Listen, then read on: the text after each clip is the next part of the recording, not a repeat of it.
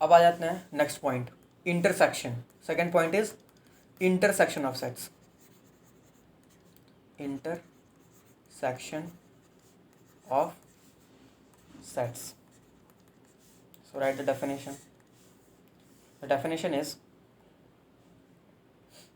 वही मानो let A and B are two sets, then the collection of all the elements which are common to both the sets A and B।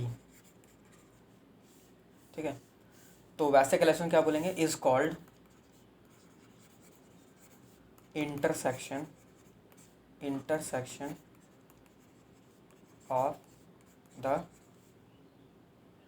Of the sets A and B. ठीक है, A and B sets का intersection बोलेंगे।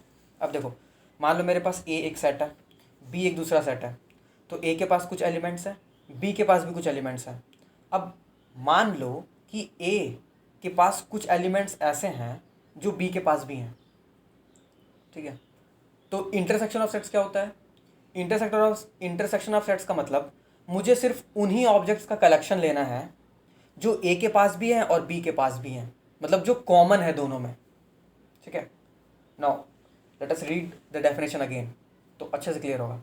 The collection of all the elements which are common to both the sets A and B. जो दोनों sets में common है ना, वैसे ही एलिमेंट्स का कलेक्शन लेना है हमें, तो उसको बोलेंगे इंटरसेक्शन। ठीक है, तो फॉर एग्जाम्पल देखो, जैसे मैंने ले लिया ए ले लिया मैंने, चलो 1 2 3, चलो अप टू 10 तक मैंने सारे एलिमेंट्स ले लिया। ठीक है, और बी में मैंने सारे ऑड नंबर्स ले लिए, 1 3 5 7 और 9। तो ए इंटरसेक्शन बी क्या होगा?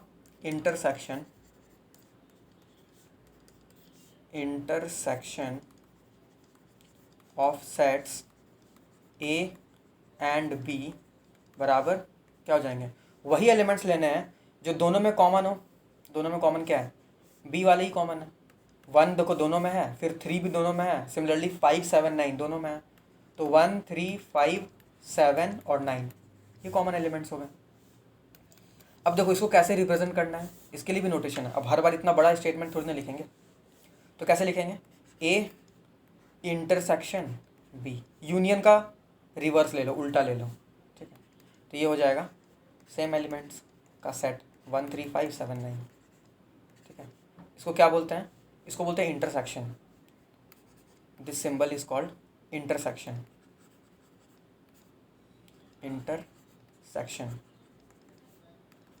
ठीक है, समझ आ गया होगा। नाउ और एग्जांपल्स ले लेते हैं। हाँ, जैसे देखो पिछला बार हमने ये एग्जांपल लिया था ना। नेक्स्ट एग्जांपल, जैसे मान लो ए है मेरे पास A B C D E, और बी मैंने ले लिया ए ई आई ओ और यू। तो बताओ ए इंटरसेक्शन बी क्या होगा? वही एलिमेंट्स लेने हैं जो दोनों में कॉमन है। तो दोनों में कॉमन क्या है? एक तो ए है, देखो ए दोनों में है। बी दोनों में है क्या? नहीं है, तो बी नहीं हो सकता।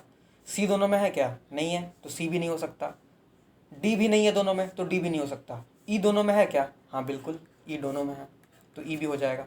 अब सेट ए के तो सारे एलिमेंट्स खत्म हो गए, तो बी के जो बचे हुए हैं वो ऐसे ही इसमें नहीं है ना, तो चेक करने की भी ज़रूरत नहीं है। तो क्या क्या एलिमेंट्स आ जाएंगे ए इंटरसेक्शन बी में? ए और ई। ठीक है, आई होप समझ आया होगा ये चीज़। ठीक है, अब सिमिलरली हमारे पास कुछ प्रॉपर्टीज़ हैं इंटरसेक्शन के भी। ठीक है, तो वो भी लिख लेते हैं हम। ठीक है, properties of intersection of sets. ठीक है, फर्स्ट प्रॉपर्टी क्या है? अगर ए के साथ इंटरसेक्शन ले तो क्या आ जाएगा, ए ही आ जाएगा। ठीक है, ए मान लो मेरे पास कोई सेट है, मान लो 1 से लेकर के 10 तक, तो ये ए भी 1 से लेकर के 10 तक है, ये ए में भी वही एलिमेंट्स है 1 से लेकर के 10 तक।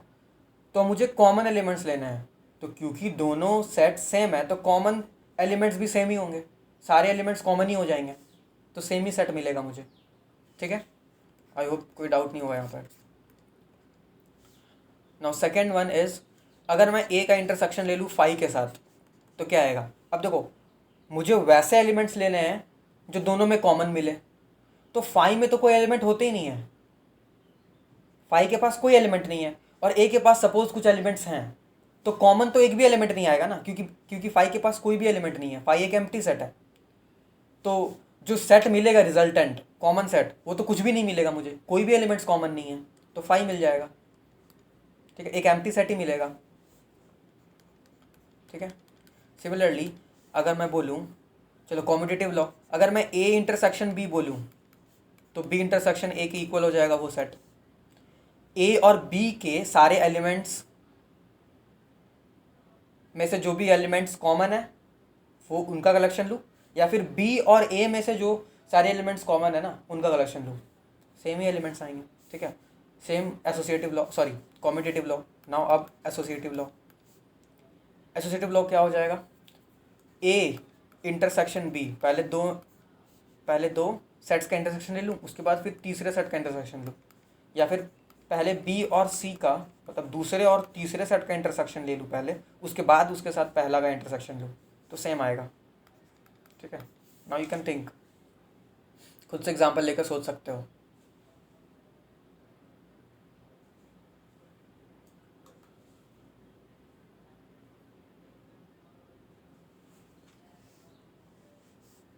चलो फिफ्थ नंबर क्या हो जाएगा,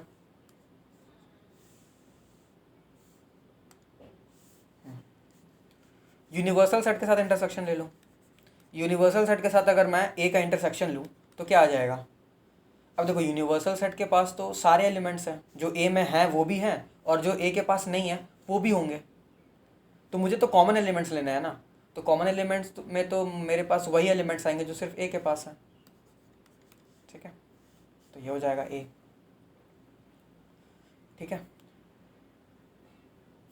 अब देखो एक और प्रॉपर्टी दिया हुआ है, डिस्ट्रीब्यूटिव लॉ।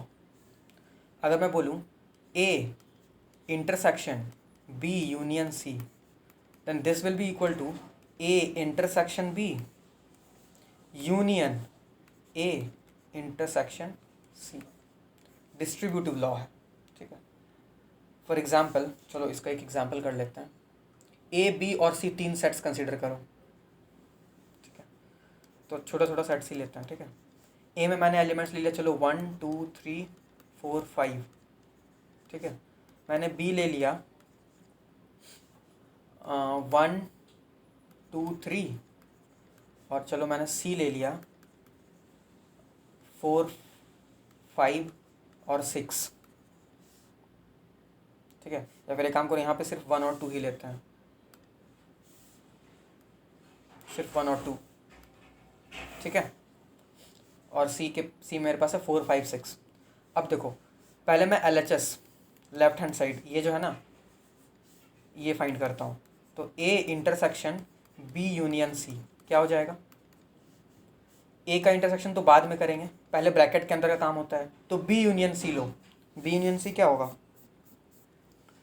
1 2 4 5 6 यूनियन लेना है, तो ये हो जाएगा 1 2 4 5 और 6।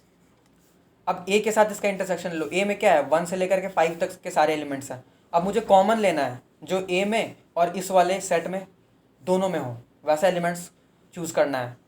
तो क्या हो जाएंगे, देखो 1 तो दोनों में है, 2 भी दोनों में है, 3 दोनों में नहीं है, 4 दोनों में है और 5 दोनों में है, 6 दोनों में नहीं है, सॉरी। तो क्या हो जाएगा 1 2 4 और 5, ये एलिमेंट्स आएंगे। ठीक है, अब RHS फाइंड कर लेते हैं। RHS क्या होगा, ए इंटरसेक्शन बी करो पहले, तो ए इंटरसेक्शन बी, उसके बाद फिर करेंगे union of A intersection C. तो क्या देखो, ए इंटरसेक्शन बी क्या होगा, ए और बी में जो कॉमन है, तो देखो ए और बी में क्या कॉमन है, 1 और 2, साफ दिख रहा है, तो ये हो जाएगा 1 2।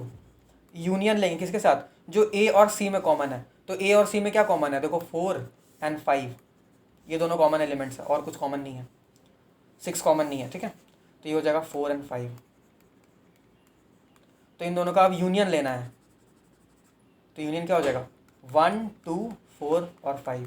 तो देखो LHS is equal to RHS हो गया ना, तो ये दोनों इक्वल होते हैं। ओके।